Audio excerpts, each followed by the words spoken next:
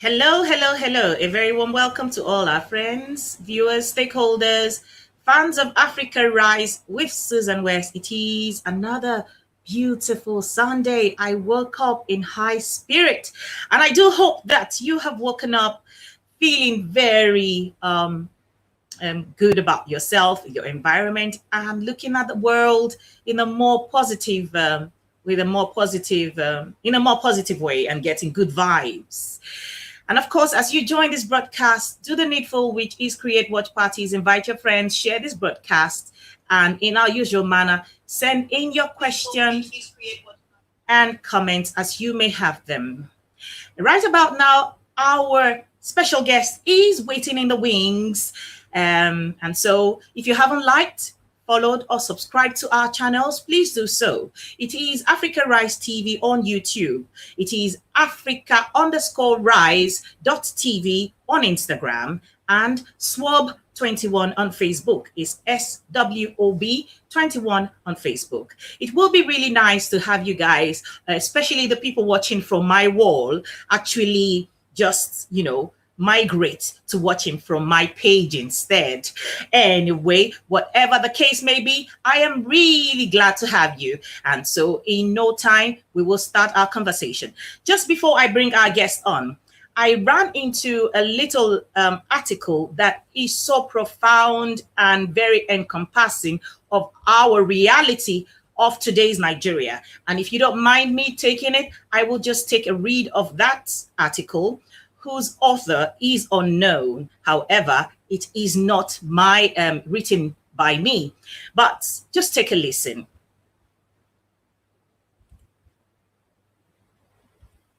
Oh yeah, Abayomi Majekodumi. Welcome, Rahina Bello. Greetings. You know how I like to acknowledge all of you. If you're watching from YouTube, Facebook, anywhere, just know that you have been recognized, and I will keep recognizing you guys as we go on. But here is this very beautiful article from an unknown source. It says, before you jump to conclusion, I want you to read, this piece with a matured mental alertness. Before now, I have thought that PMB's enthronement has a mixed effect, but now I have grown up to understand the divine hands in hoisting him as our president. It goes to say, it's for all Nigerians to think about the true character posture of a leader rather than focusing on our tribal and religious differences or sentiments. Before now, I have read about Uthman Dan Fodio as a historical reference, but today it has dawned on me why Ilorin now has emir instead of an Oba. Before, I heard that the Fulanese were very good herdsmen with resilient attitudes to migrations, but today they are not only herders, but a people with conquering power in wherever they lay claim to possess. PMB's enthronement has opened my eyes, and I am now beginning to wonder that the fairy tale of the Hausas being conquered by the Fulanese is no more a fluke. The snake does something no human should have to witness.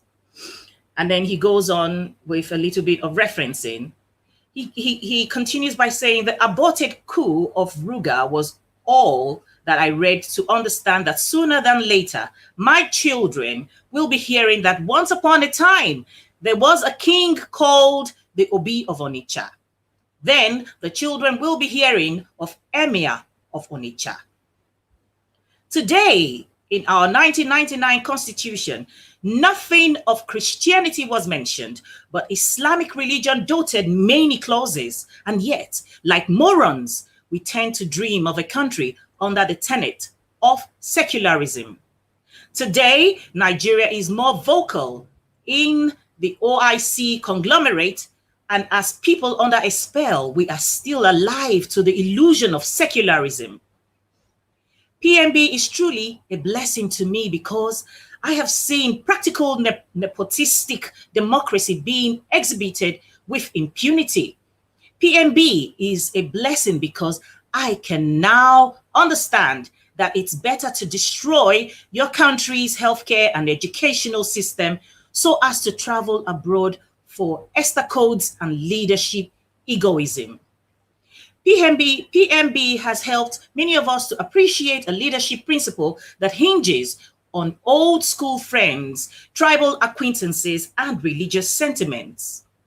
Does it matter anymore when most of our leadership architectures have become a clear case of the Fulanis versus the rest of Nigerians? We are entrapped in a eulogy of confusion. Hence, the very best of our core leadership portfolios are the exclusive reserves for the Fulanis. Take a routine task of reflecting on the military of security, judiciary, National Assembly, NNPC, NCS, NPA, FIRS heads and still tell me that PMB's tenure has not been a blessing in disguise. It is very unfortunate that the South and Middle Belters are still confused, and we need not blame them.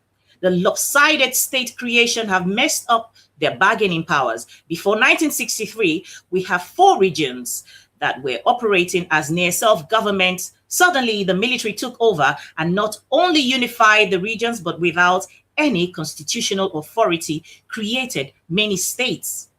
Most of these states that were created were the handiwork of the northern heads of states. Cleverly, the 4 regions were divided into 37 states, including the FCT. Out of the 37, 20 states came out of one single region, North, whereas the other 3 regions were pathetically given 17 states. Till date, no one has challenged the absurdity of state creation. It was even more insulting for anyone to tell me that landmass should be a variable in state creation. That means that Texas and California states would have been divided into probably 20 states because of their landmass. To date, all the Southern leaders are bemoaning their pains internally.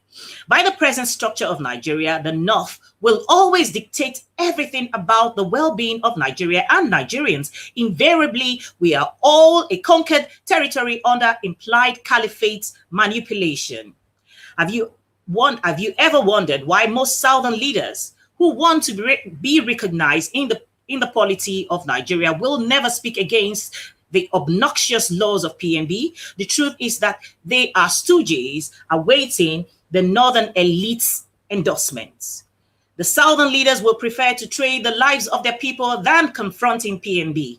You have seen how everyone remained quiet when PMB single-handedly appointed Usman as an acting IGP without the police commission meeting or recommendation. Indeed, PMB is a blessing to most Nigerians who can sell our principle at the detriment of the masses. In an ideal environment, PMB would have been reminded of certain issues by NAS, but unfortunately, NAS has quietly, equally been annexed by the presidency. Today, Boko Haramis, bandits, and slaughterers are rampaging, and of course, we were told to be lenient with them. In fact, we were told to hand them over to the police whenever we catch any of them. What an irony! A man who has asked to surrender his weapons, fighting a man who is priding himself with AK-47, who is supposed to catch the other. Today, we have seen where terrorists are treated as VIPs and their victims neglected. Today, there were killings in Anambra, Enugu, Asaba, Ibadan, Ondo, Benue, Plateau, and other places. But that was the best time for PMB to travel for medical checkup. The heinous crime happened in Imo State recently, where police headquarters was attacked and prison inmates released. From abroad, PMB knew that the attack was the handiwork of terrorists and collaborated by former IGP Adamu, who categorically pointed an accusing finger on IPOB, even when IPOB denied any involvement. Meanwhile, the massive massacre in Ebonyi State by alleged herdsmen incursion was never terrorist attack. We have seen the best of our leaders, stewardships, and of course, we are beneficiaries of what we have planted. Let me conclude, of course, by saying, he says, with a reflective explanation of about Let me conclude with a reflective explanation, my about submission in a simple income and an income expenditure outlook. I'm not going to take the rest of what he put down. He just went on to explain how the everyone who heads a powerful position in whether it be it NMPC, whether it's justice, whether it's aviation, whether it's communication, what else can you name them? They're all Fulanese. And so, on that premise, with that little background, I will then bring on Chief Tola Adeniyi to join us. Well, thank you very much. The heroine of the West, Miss West. Thank you very much. I mean, you've almost said everything. I mean, the article you read has spoken every word that I needed to bring forth on this program, except that it didn't go into the historical background as to how Nigeria became so entrapped in the machinations of a people that are programmed to make Nigeria their colony. And since they emerged in 1804, that had been their master plan. But I always correct the impression when people say that Usman Danfodio came in 1804. Usman Danfodio did not come to Nigeria in 1804. Usman Danfodio was born in Nigeria. I visited Sokoto. I saw his father. I saw his father's grave there. His father was buried in Sokoto, and he also was buried in Sokoto. Their grave, what they call it, the graveyards were close to each other. So he was born in Sokoto. He was born and raised in Sokoto, and then he grew up and then led a jihad to massacre the 7 kings of the 7 kingdoms in Sokoto, in the north, the Gobar, at that point in time. And it was the same idea of making everybody, when they wanted to do it, they used the Quran or Islam, and they used the word corruption. Of course, we know that Islam has been in Borno over 500 years before Usman Danfodio emerged. And Islam has also been in Western Nigeria. Shitabe built a mosque in Nigeria, in Lagos, long before Usman Danfodio emerged. So they did not bring Islam, but they used Islam as a weapon of imperialism. And they used the word corruption to bamboozle people by bringing down, by labeling their own leaders as corrupt, whereas they were the most corrupt. So that's the background we had until Lugard came to the show. And of course, Lugard was in Sudan. Lugard was a mercenary in Sudan, where there was a caste system, where the light-skinned Fulani in the northern part of Sudan were regarded as was superior to the black-skinned Southern Sudanese. And it was a period that racism was rearing its head in the wobbled brain of the Anglo-Saxons, that they believe that whoever's skin is darker must be inferior to the one with lighter skin. And so it was with that mindset that Lugard, the mercenary captain, came to Nigeria to help the business people there. And of course, then they had the protectorate of the south and the north, southern protectorate and northern protectorate. By which time, of course, the Fulani had already overrun the Hausa lands, and the British allowed them to continue as indirect rule. And of course, the Southerners were already agitating for independence. The Southerners were very aggressive and so on and so forth. They've had lawyers by 1884. They'd had the engineers and so on. There was not a single doctor in the entire North before 1922.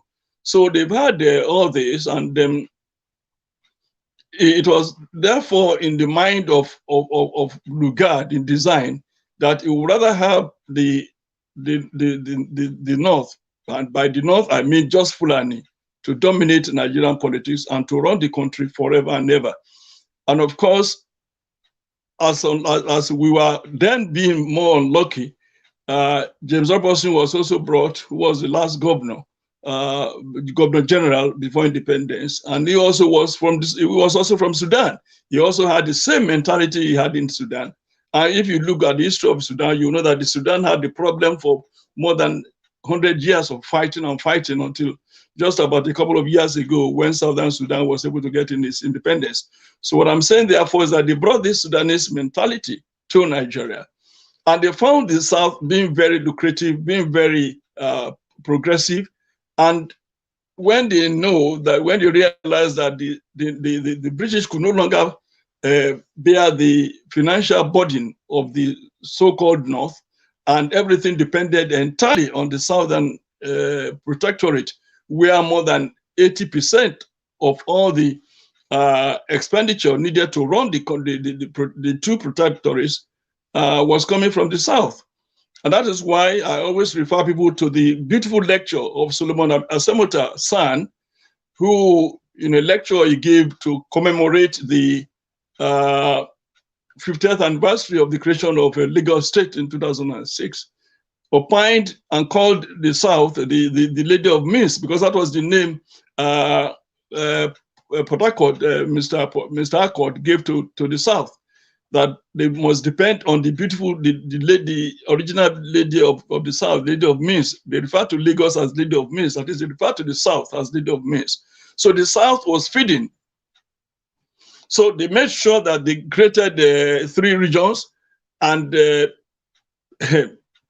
made the northern region more than 2/3 of the entire country. So they knew from word go that that would never be peace. The place would never be able to run itself. And when Ahmadu Bello emerged, he said the territory called Nigeria will continue to be our possession, and that we are going to control we'll control the middle belt, the people in the middle belt. I will also make sure that the Southerners are never allowed to govern themselves, and the other members of the country will never be able to govern themselves, and that they will run the country forever. So that was the mindset as far as 1959, even before 1959. So what we have in essence is that we've had a country that was programmed to fail by the British imperialists and aided and supported by the Fulani, which they wanted to hand over government to, and which till today had been in charge. Before I proceed, I'll just give 3 quotes to support the fact that Nigeria had never been conceived to be a country. In 1948, the first prime minister, he wasn't a prime minister then, said that Nigeria unity is only a British invention and it will not work. That was Tafawa Balewa. He said Nigeria unity is only a British invention. That is, it doesn't exist.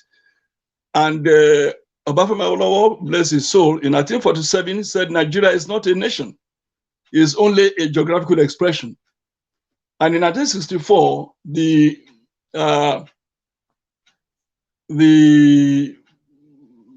what do you call it? Just the president, the powerless president of Nigeria, ceremonial president, Nnamdi Azikiwe, said it is better for us and many of our admirers abroad that we should disintegrate in peace and not in pieces. He said that in 1964.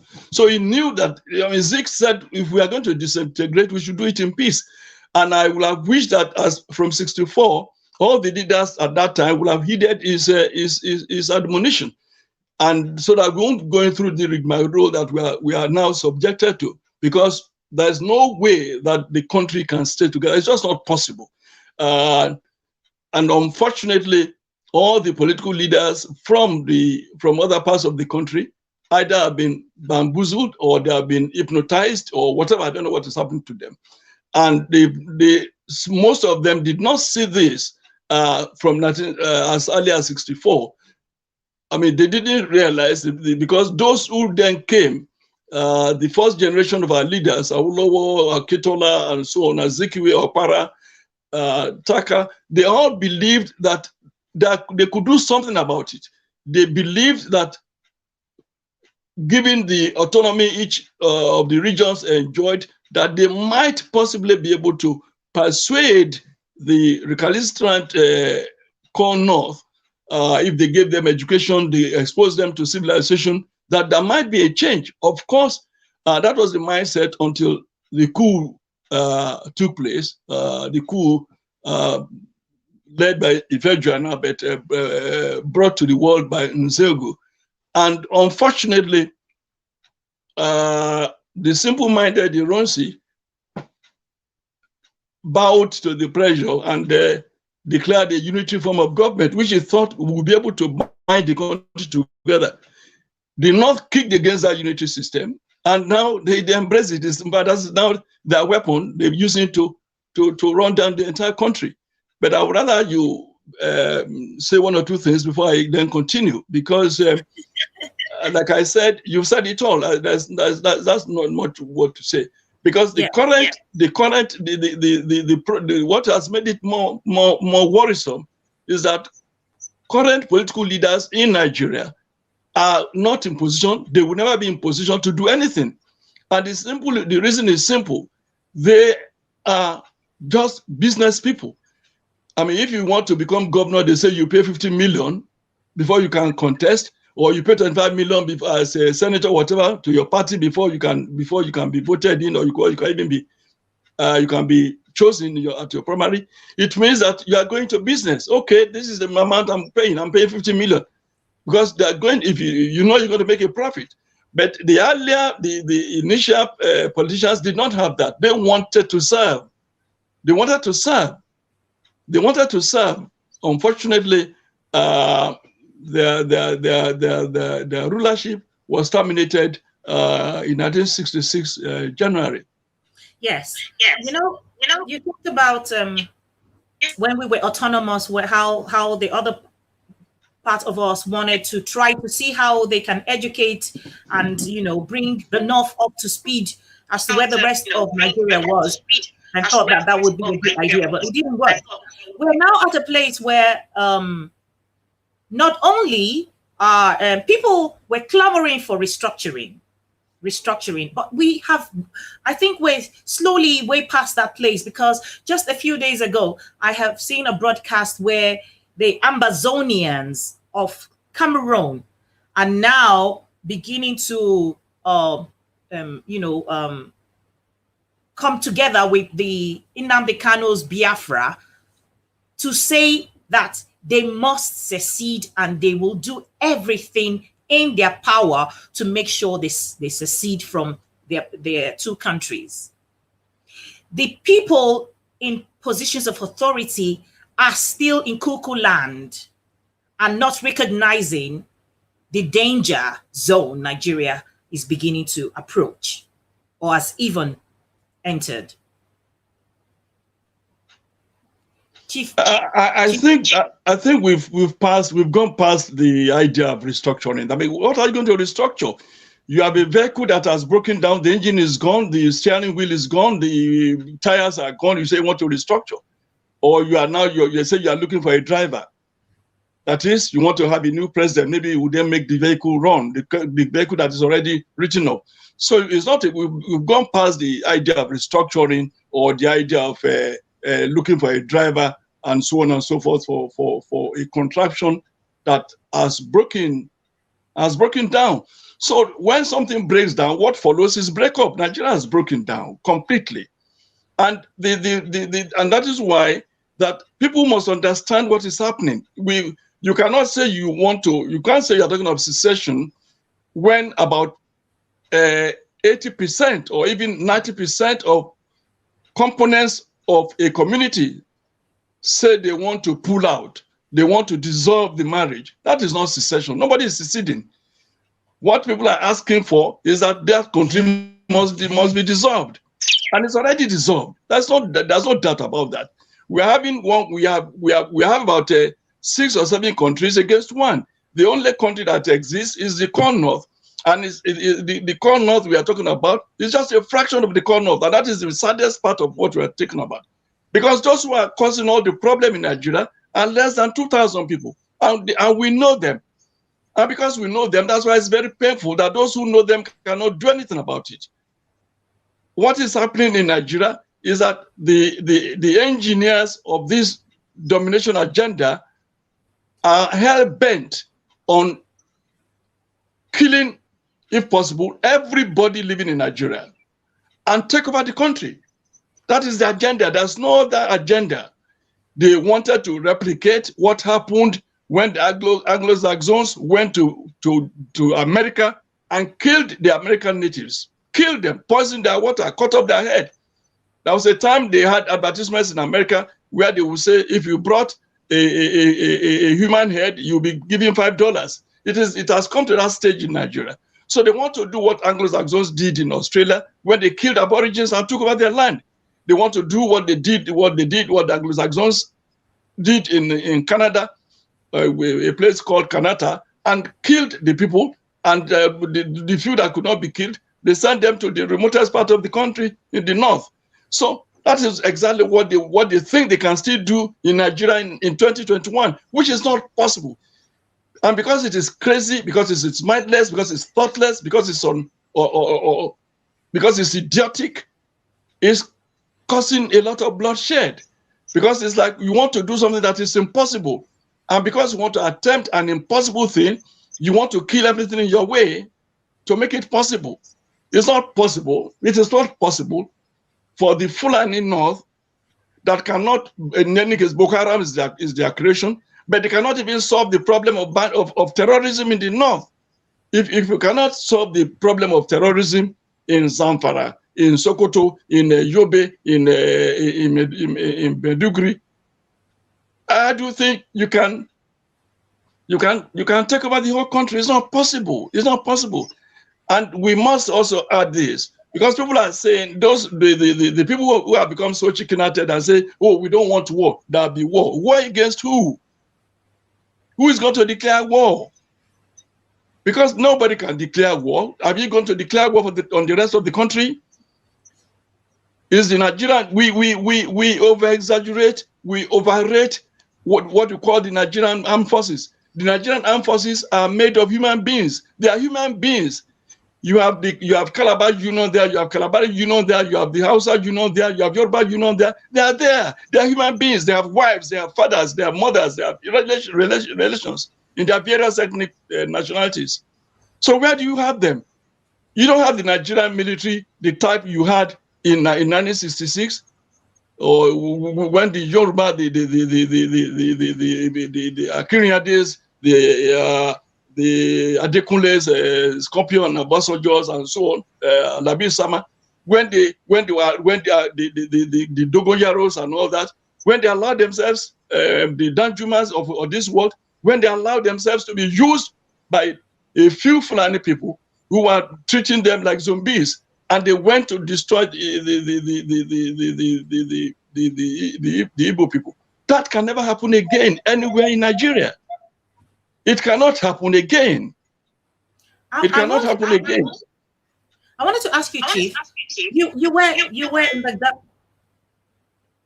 in government, and if I recall, at some point when the FCT was created, you were said to have been the one that handed the keys of the FCT to then Ibrahim Badamasi Babangida. When that happened, you're muted, sir. You're muted. Yes, okay. At the time when you handed over the keys of the FCT to IBB, what were your expectations for Nigeria?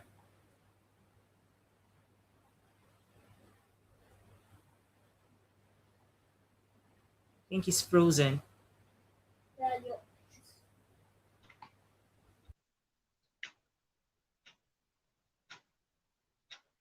Please respond if you heard me. Yes, I mean you are saying that what were my expectations or whatever. I mean, all I said I was a DG, and I was given the assignment to relocate the federal capital physically from Lagos to Abuja, which I did, and ended on the December 12, 1991. But to tell you how much faith or no faith that I had in that agenda, which which of course was just an assignment. And if it was, to me, looking back, that maybe that would be the easiest way that will really make the North go. That because when you look at the Dimka coup and the Oka coup, both of them did suggest that 3 states or 4 states that were the most notorious on this domination agenda should be taken out of Nigeria so that they could just give the country peace. So I thought that, okay, they have this Abuja, let them there. I mean, as we speak, I don't have a single plot of land in Abuja, even though those directors who worked under me, some of them still have about 12 properties in that city. And I don't think I've been in that place in the last 15 years. What I'm saying in essence is that yes, it happened, and both myself and NASCO and Babangida and all the others that were involved in the establishment of Abuja would regret to their grave, because they all of them were just used. I mean, they were used. I mean, the entire land in Abuja belongs to the Gwari. Babangida is a Gwari man. I don't think he's happy today to see that this entire territory, because his land extends up to Kaduna. The Gwaris own the owner of that place, on the Gwaris. But now they are nowhere to be found. They themselves were used.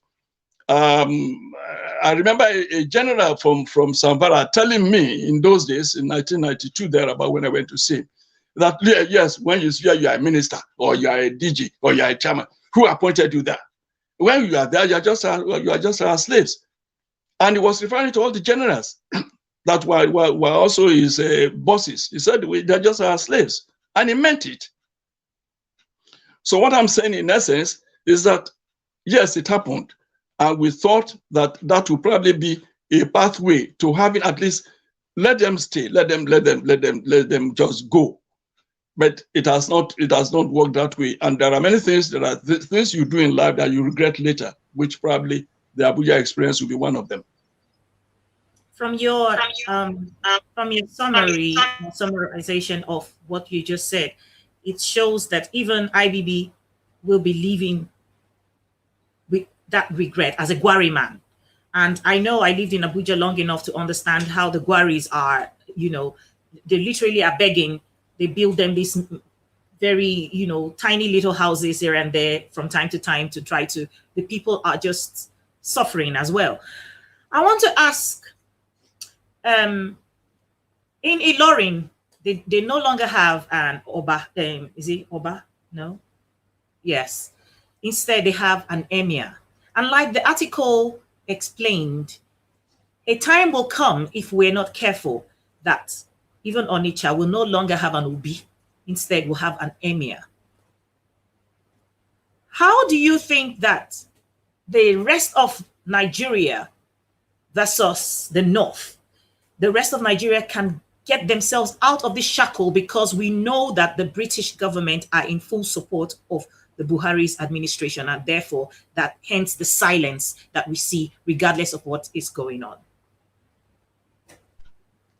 Well, I know that there are two things that cannot be shared on television or radio: the strategy and tactics that will be used. But I also want to support your submission that not only people like Babangida or Danjuma from Taraba that are regretting and all that, to the way that we make sure that we don't have an emir in Onitsha or in Ibadan or in Ijebode would be to pursue what we are pursuing and to enlighten, not only enlighten, let the other people from these areas realize and appreciate the great danger they are facing. And we keep telling them that they should not, I mean, like I told you, politicians are businessmen. So they cannot believe that any governor in Nugu or governor in Ibadan or governor will get them out of this rut. Because as far as they are concerned, politicians want to govern, politicians want to hold office, politicians want to be governor, they want to be minister, they want to be this and that. And because it's the only way where you have assured employment, their salaries never stop. So if you're a politician, you know that your job is guaranteed.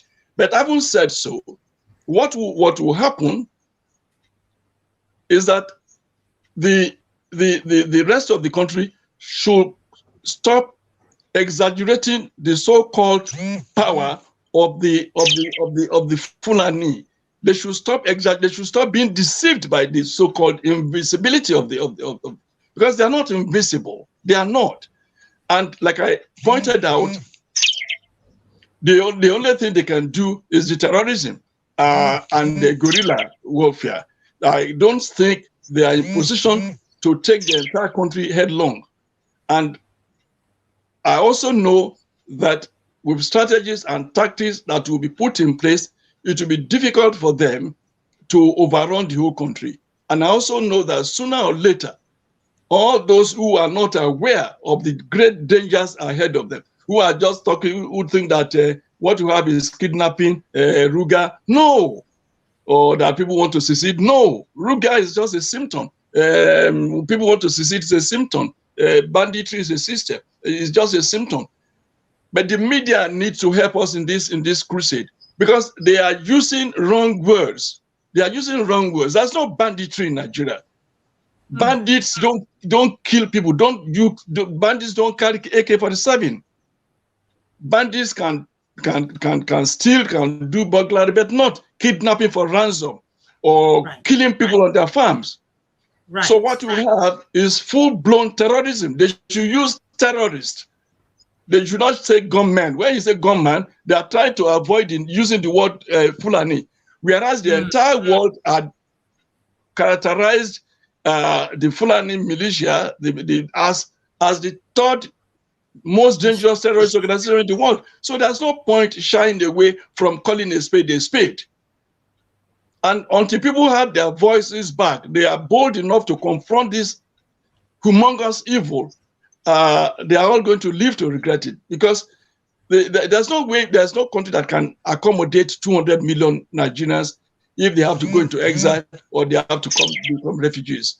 So the earlier, therefore, that everybody recognizes the danger that they have been exposed to by submitting to this terrorism agenda, by pretending that is not real, the earlier for the rest of the country. Right. Thank you so much. I just recognize Olayinka Olasende from YouTube, Koti Ekapong, Tony Iyamba. Welcome, darling.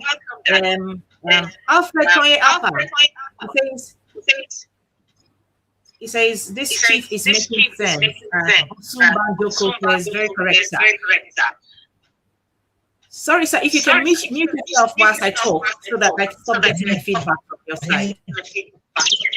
Okay, where do I do that? I'll just go to my mic. Yes, just mute yourself. When I finish talking, you can unmute. Yes. Do it again. I'm an illiterate. I don't know. Okay, you've done it. My next question is, what would you say to those Igbo leaders, the Igbo elites and the Yoruba elites and leaders who are dilly-dallying with this poison in the name of trying to be politically correct or being self-centered, only thinking of themselves and not looking at the bigger picture of the danger we all are potentially exposed to as Nigerians living in Nigeria? What would you say to them? Do I need to unmute? Yeah, okay, I can hear you now. Yes, my advice, and a very strong one, is that they should recognize the danger we are facing. They should. We've been dealing with this for the past 60, 70 years. It will not work. People who say they want to occupy your land, they want to drive you away into the sea, are not people you can negotiate with. This is on. If you are going to negotiate at all, it will be negotiating liabilities and whatever. By the time we dissolve the contraption, then you can say, okay, what will be? Who will take over? What will happen to Lagos Port? What will happen to Port Harcourt Port? What will happen to Abuja? What will happen to Kaduna, and so on and so forth? What will happen to the airport? These are the things that we should be talking about, because it is better and we tell them that they should stop. The issue is not a question of we want to restructure, or we want to have a national sovereign conference, or we want to have election. No. The issue they should all concern themselves with is how do we dissolve peacefully, like Zeke said in 64. And that is that they should start talking about what we should also let the other side know, exactly just the Fulani. And it's not all the Fulani. I can assure you that even this Fulani we are talking about, I can assure you that maybe 70% of them don't even believe in what is happening there. It's just a tiny cabal, just a tiny people who believe they have to execute the dream of Mahmoud Bello, who think they should execute the dream of Usman Dafodio, that are doing all this. It's not the whole Fulani. I know that, and I'm sorry if I'm mentioning names there, I believe that Sultan of Sokoto is not comfortable with what is happening in Nigeria. It's not comfortable. Because he's a reasonable man, educated, obeying, very, and very enlightened man. And from the speeches he has made and other things, he's a bridge builder. He's not comfortable with what's going on. There are also so many enlightened Fulanis who are my friends, who keep saying, look, Tola, is it possible to advise our people that we should just go in, we should just separate in peace? Let's form several countries. We'll still be in ECOWAS. We'll still be in the AU. We'll still be there. So the person in the caliphate having a country in Sokoto will still sit together with somebody from Biafra, or somebody from Yoruba kingdoms, or somebody from Taraba region, or somebody from Kanuri government, or somebody from the Delta Republic. They will still meet at ECOWAS. So that is the thing we should be discussing now. Because it's not possible to stop somebody who says he wants to take your wife by force, or somebody who says you must stay in marriage by force. And maybe I'm add jokingly here. That is why I have a soft spot for single women who have children. Why? It's not easy for a woman to walk out of a marriage that does not work. But I've seen that professional women, career women, who do have the courage to walk out of a marriage that is about to kill them, succeed in life. And they eventually become more successful than even the man that wanted to make a slave of them. And that's why I congratulate them. I shouldn't say this, but this analogy I can give. So if you have a marriage that is not working, that is about to kill you, you walk out from it. And it doesn't require any rock science to say this to people. The marriage of 1914 is not working. It will not work. Why? Because the husband who sees all the wives as hostages will never change. Though the best thing that the wives can do is to walk out of the relationship and let the husband stay away and remain a bachelor for life, or whatever. But to say that you must continue to live together in a union that does not work, is not working, may not work, and where one person in that union says that the remaining 90% members of the union must remain its own slaves. I mean, it doesn't make sense. So the people in Biafra, like you asked, what advice I would give to the Igbo leaders, is the same I would give to the Yoruba leaders, the same I would give to the people in Taraba, the same I would give to the people in Benue. That they must begin to campaign for dissolution. And people must understand the real issues at hand. They shouldn't be talking about restructuring, or who will be governor, or who will be president. No.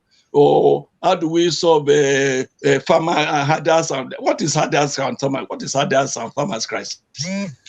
Somebody comes to your farm, destroys your plants, your plantation, rapes your wife. You say it's herder farmer clash or crisis. You having terrorism versus people who are living peacefully on their lands. What is going on in Sambara? It's not a farmer herder problem. What is going on in Benue is not farmer herder. It's a group of terrorists that want to take people's land, rape their wives, kill them, and destroy their livelihood. That is not clash. That's not crisis. Right. That is mayhem. That is pogrom. That is ethnic cleansing. Absolutely, I agree with you on that. You know, I wanted to ask you finally, would you agree with the originator of the article I read, that PMB happened to be a blessing to Nigeria, in the sense that he must, I think what he implied is that finally the scale dropped. If there were any gray areas, that we had before the coming of PMB, as far as the relationship that the rest of Nigeria had with the North, it's now, that scale has now dropped from our eyes. Do you agree that PMB? I agree absolutely. And because I believe in God, I think God deliberately used him to expose the fallacy of this silly, insidious, cruel amalgamation. I think God deliberately used him to expose the lies, the deception that we have lived with for over 60 years. And I mean, it's just, I mean, when you have a person like Dambazawo, or people like Professor Munguno, and I mean, not, you know, the gentleman was blaming the South yesterday. When you have such people, such enlightened people talking using this kind of threat they are using, or you see a governor saying, if they stop our farm, our herdsmen from killing your people, we are going to start killing, or Nigeria will not be at peace. Or you have an ordinary trade union, a trade union like Mietiala, a trade union like a fishers organization in Port Harcourt, threatening the whole country, threatening governors. Then you know that country does not exist and does not deserve to continue to exist. That an ordinary tradesman would say the governor of a state or Ondo state cannot make a law. If he makes a law, he doesn't rescind that law, we are going to kill all of them. Or somebody will say the governor of Benue, that we are tempted to kill him, and he's just lucky, we are still going to kill him. And somebody says that, and nothing has happened to him, and now you are harassing IPOP. You chase the Kanu out of the country. You almost killed. In fact, the death of these parents can be traced to your terrorism. And what kind of country are we talking about? So one has even stopped talking about country, because to continue to talk about it is like just continue to complain. I think we have passed the stage of lamentation and complaint. The stage we are at now is that people must strategically and tactically find a solution, and an immediate solution. And that solution cannot be canvassed on radio or television or anywhere. And like I said, and I've said this several times, I don't belong to the kind of leadership that will be beating chest and saying, because you want to be seen as being relevant, you want to be a hero. No! What is facing us is beyond heroism. Is beyond chest beating, is beyond any bracado, or what is the word now? What we have, is that people should begin to use their brains positively and see, and is a matter for intelligentsia. But finally, we cannot continue to submit to the threat, to the arrogance, to the arrogance and the empty threats that terrorists are giving to the whole of the country. No. Right. Yes. Let me say, sorry. I think I want to add this. Nigerians should also forget about seeking help from Britain or seeking help from France or from the US. It's not in the interest of Britain that the Fulani should relinquish their stronghold on Nigeria. I mean, they created the mess, so it's not that it's not in their business. Till tomorrow, they still want to pursue that agenda of this domination, because they know that with the Fulani in power, they can go to sleep. Their investors are saying nobody's going to trouble them. The French, of course, he is the greatest, today, the greatest enemy of Nigeria. The French is very much involved in the Boko Haram crisis. The French is involved in supplying arms and so on through Chad. The French captured, it's only 3 countries, if you look at the map of the Berlin Conference, only 3 or 4 countries that were not in the hands of France at the time of the carved out Berlin Conference. Only 4 countries, Nigeria, Ghana, the small Gambia, and one other country in the whole of West Africa. So they conquered almost the whole of North Africa and Northeast. So for French people, they will be happy to just take over Nigeria too, so that they can be collecting about, they are taking about $200 billion at the moment from all the ex-French colonies. So it's in the interest of France to see the subjugation of Nigeria and put it in the hands of a leader that can also begin to give them the kind of money they are taking from Mali, the kind of money they are taking from Senegal. And of course, America will never support any strong country in Africa, because if Nigeria becomes strong, it will be a threat to them. And of course, if Nigeria is strong, Nigeria will be able to energize all the Black Americans or African Americans who may then begin to say they have a root and so on and so forth, and challenge the hegemony of just the 13 million Anglo-Saxons that control US. So in other words, America may be interested in so far that they really don't want any powerful country in Africa. So America may be interested in having even 50 countries out of Nigeria, but then they will still want a place like Delta where they can dominate and be in charge of their oil, as they've done they attempted to do in Libya and in Iraq and also in the Gulf region of Congo. So in summary, therefore, I will say that the self-determination people in Nigeria should not look up to UN or look up to any foreign power to be of assistance. They should just find a way of solving their own problem. And look at it. They use the constitution to really ruin the lives of everybody. The UN permanent representative is Fulani.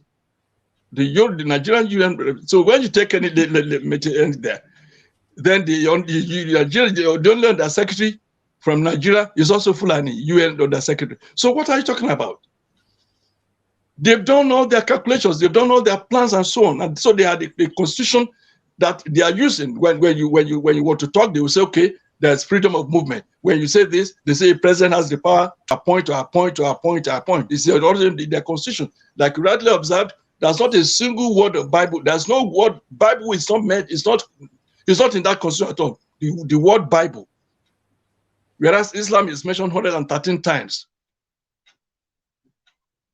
So I think the Buhari phenomenon is a blessing that Nigerians should be grateful for, because if it didn't happen, we wouldn't be where we are today.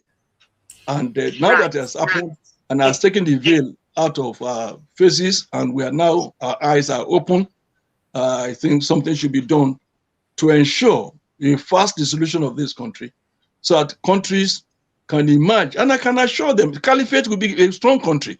The Yoruba Kingdom will be a strong country. The Biafra will be a strong country. If Biafra had been allowed to go in 66, Biafra will be competing with Japan today, or even beat Korea, because of their great the geniuses they have in manufacturing and engineering there. So every country, Taraba people will be okay, you know. I'm just going to take quick reads. If you can just mute your phone again once more, sir, please, so that yes, sir, I will. Okay. Okay. You're doing very well. You're doing very well with technology. Well done. I'm just going to acknowledge and take some of the comments that have come in, especially a lot of them from YouTube. BCA B2B Live. Hey, my sister from the United States. I see you, Pam. She says, such important conversations. Richard Deji Tijani says, an impassioned talk about the gross inequalities going on in Nigeria. Bosun Banjoko says, peaceful dissolution of the union is the best option we have. Restructuring is a facade. And Richard Deji Tijani goes again to say, I share the pain and anxieties of Akogun Adeniyi. The blatant Fulani rapacious capture of Nigeria's resources is sickening and exerting so much anger from us all. And Yalmi Gilbert from YouTube says, beautiful and articulated analysis, sir. And on that note, I will ask you one final question, which is, if we used to live in Cocoa Land, where we used to always think America will come and help, Britain will help, and all these Western powers will help, because they cannot sit on the sidewalk watching such what's the word now? Such wickedness being meted on innocent and unharmed citizens. But now we've come to that awakening that it's not going to happen.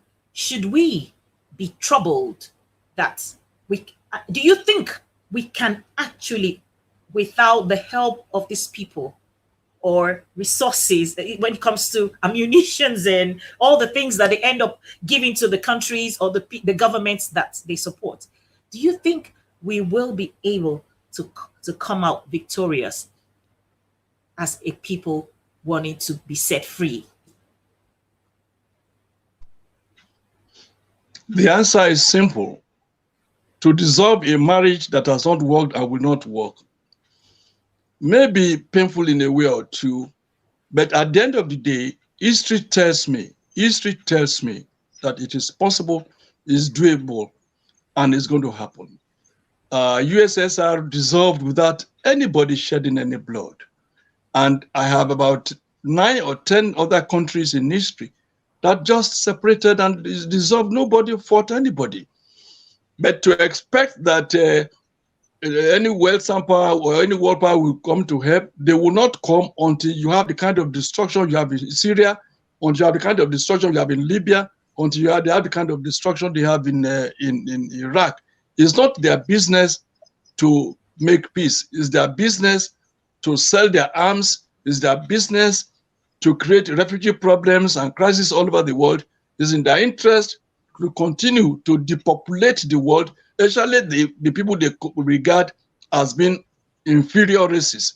So as many people as in Africa that can die will be in the interest of the so-called Western powers. Wow. Thank you so much. Thank you so much. Thank you. Thank you very much. I do appreciate that you're able to give us your time again today. I haven't called in on the shot. Thank you so much, and God bless you.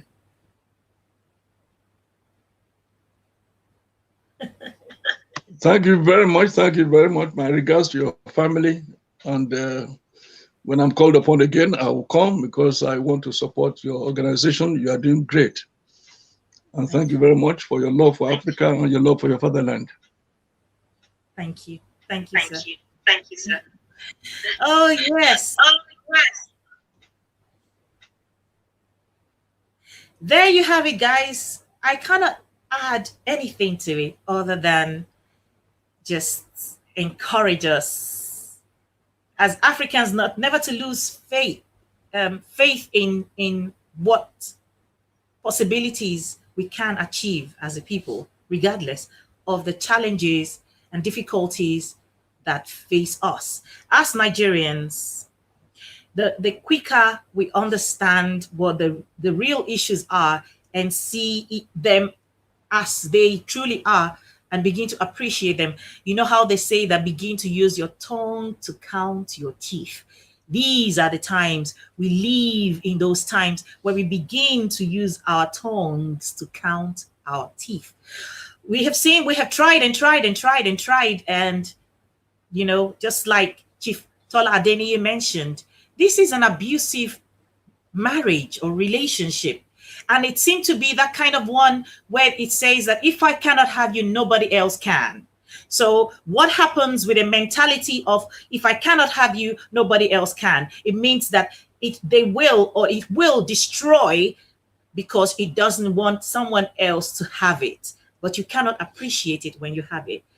However, I do hope and pray and wish that we're we get to a place of peace, and we get to a place that we are appreciated, and we appreciate ourselves, and we are valued for who we truly are, and understanding that that nobody can come and salvage or perform a miracle.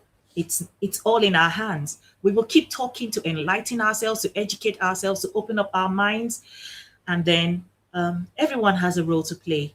Everybody has a role to play. I'm doing my little bit.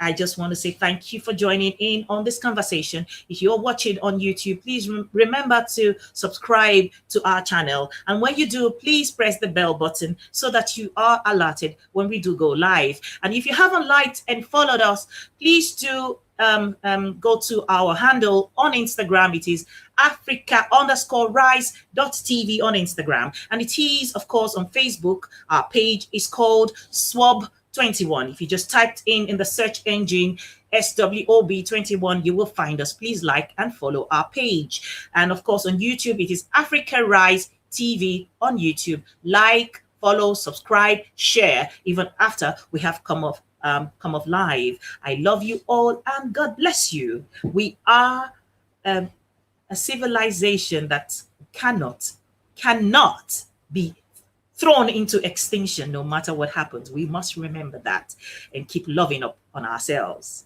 I will see you next week in our usual manner. I will be announcing who our next guest is going to be as we go on into the week. Goodbye, and God bless you.